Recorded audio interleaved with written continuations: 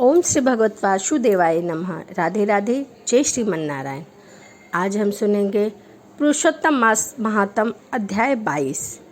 चलिए मन में भगवान हरि का ध्यान करते हुए, मन में भगवान पुरुषोत्तम का ध्यान करते हुए कथा को शुरू करते हैं।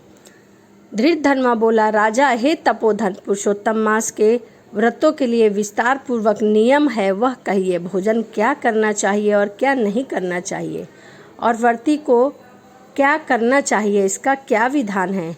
श्री नारायण जी बोले, इस प्रकार राजा धृतधर्मा ने वाल्मीकि मुनि से पूछा। बाद में लोगों के कल्याण के लिए वाल्मीकि मुनि ने सम्मान पूर्वक राजा से कहा। वाल्मीकि मुनि बोले, हे राजन, पुरुषोत्तम मास में जो नियम कहे गए हैं, जो मुझे पता है वह मैं आपको सुनाता हूँ। नियम में स्थित होकर पुरुषोत्तम मास में हविष्यान भोजन करे। गेहूँ, चावल, मिश्री, मूंग, जौ, तिल, मटर, सवा, चीनी, चावल, बथुआ, हिमलोचिका, अदरक, काल, साग, मूल, कंद, ककड़ी, केला, सेंधा, नोन, समुद्र नोन, दही, घी, बिना मक्खन निकाला हुआ दूध, कटहल, आम, हरड़, पीपर, जीरा, सोंठ, इमली, सुपारी, आंवला, ईख, गुड़ छोड़कर इन फलों को बिना तेल में पके हुए पदार्थ को हविष्य कहते हैं। हविष्य भोजन मनुष्य को उपवास के समान कहा गया है। समस्त आमिष, मांस, शहद, बैर,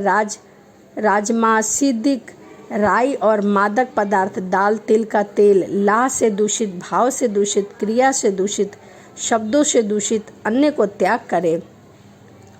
दूसरे का अन्न, दूसरे से बैर, दूसरे की स्त्री से गमन, तीर्थ के बिना देशांतर जाना व्रती छोड़ देवे। देवता, वेद, द्विज, गुरु, गौ, व्रती, स्त्री, राजा और महात्माओं की निंदा करना पुरुष मास में त्याग देवे। श्रुतिका का अंग मांस है। फलों में जम्बीरी, नींबू मांस है। धन्यों में मंसूरी की दाल मांस है और बासी अन्य मांस है। बकरी, गौ, भैंस के दूध को छोड़कर और सब दूध आदि मांस है। और ब्राह्मण से खरीदा हुआ समस्त रस, पृथ्वी के उत्पन्न नमक मांस है। तांबे के पात्र में रखा हुआ दूध, चमड़े में रखा हुआ जल, अपने लिए पकाया गया अन्न को विद्वानों ने मांस कहा है।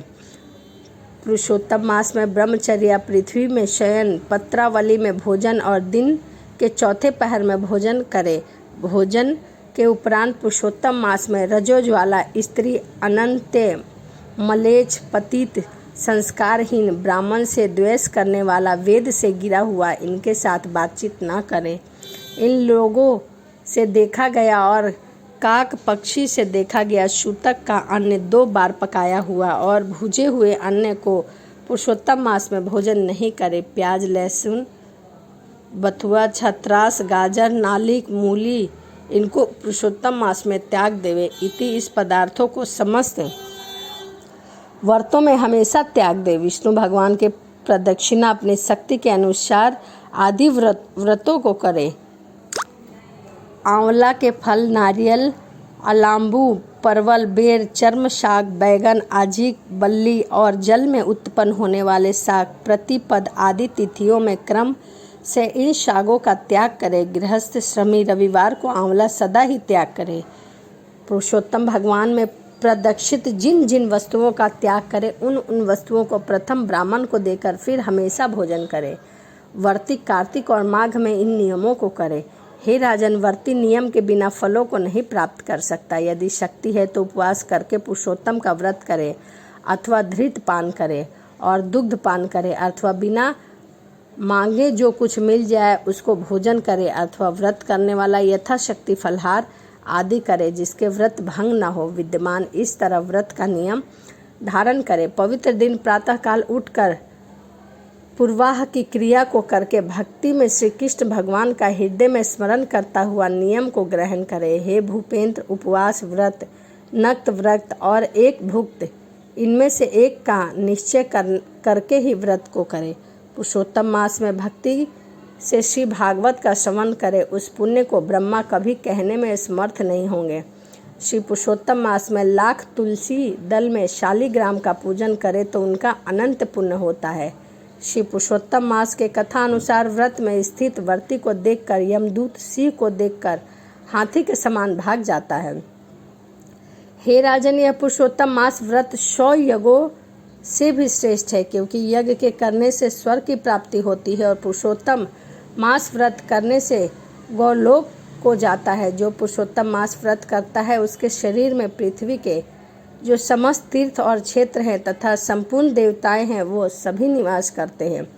श्री पुरुषोत्तम मास का व्रत करने से दुख, स्वपन, दरिद्रता और कायिक, वाचिका, मानसिक पाप ये सब नाश को प्राप्त होते हैं।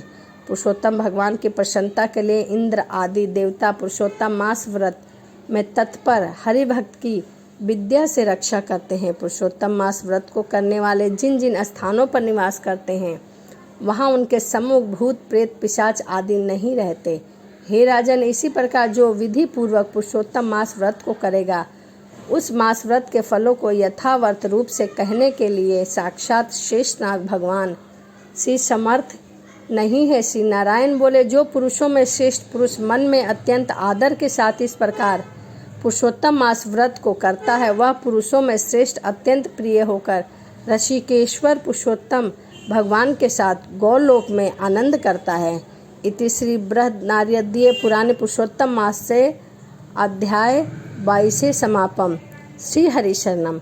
इस प्रकार पुरुषोत्तम मास की कथा अध्याय 22 यहीं समाप्त होता है। तो चलिए इसी के साथ वीडियो को समाप्त करते हैं और मिलते हैं अगली वीडियो में पुरुषोत्तम मास की कथा अध्याय 23 लेकर।